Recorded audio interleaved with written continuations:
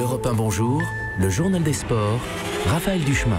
Et à la une ce matin du journal des sports, Jérôme Lacroix, le colosse. Oui, c'est pas moi, c'est l'invincible Teddy Riner, le français star mondial du judo. Il s'est envolé hier pour Marrakech, théâtre ce week-end des mondiaux, toutes catégories objectifs.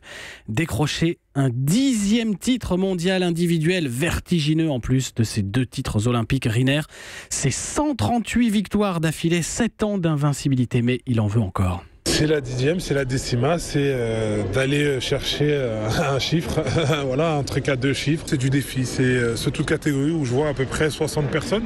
Ça va être du fight. Derrière, je me dis aussi que si c'est pas là, quoi qu'il arrive, à la fin de ma carrière, je serai 10 fois champion du monde parce que je ferai ce qu'il faut. Et je lâcherai rien. C'est mon tempérament qui est comme ça. Teddy Riner, au micro Europe 1 d'Axel. Mais oui, ces combats sont prévus demain après-midi à Marrakech. Donc. Allez, le mot sport du jour. Bleuets de France, les footballeurs français arboreront ce soir ce symbole de mémoire brodé sur leur maillot en hommage aux victimes des attentats du 13 novembre. Ce sera lors de France-Pays de Galles, le premier match de préparation au mondial russe l'été prochain. Coup d'envoi 21h, direct intégral sur Europe 1.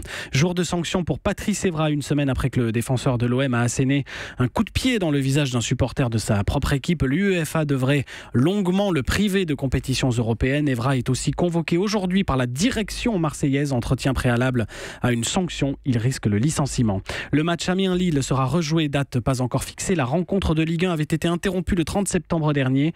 La barrière d'une tribune avait cédé sous le poids de supporters nordistes, 29 blessés.